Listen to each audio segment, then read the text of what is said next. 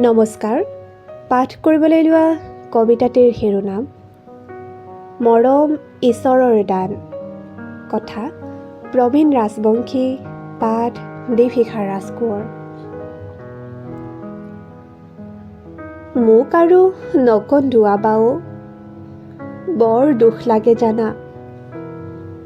অকণমান জিৰণি ল'ব দিয়া মোক। এতিয়া বহুত চকুলো নিগৰাই ভাগৰি বহি পৰিছোঁ মই।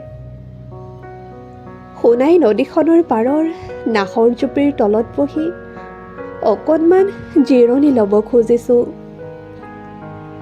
কি জানিবা সুখৰ সপোনবোৰ আকৌ ঘূৰাই পাওঁ। ৰখাল সতেজ কবিতাৰ একবিংশ শতিকাৰ মায়া ভৰা শব্দবোৰ আকৌ বিচাৰি পাওঁ। মোক আৰু নকন্দুৱাবা, বৰ দুখ লাগে জানা। অকণমান জিৰণি ল'ব দিয়া মোক এতিয়া। ধন্যবাদ।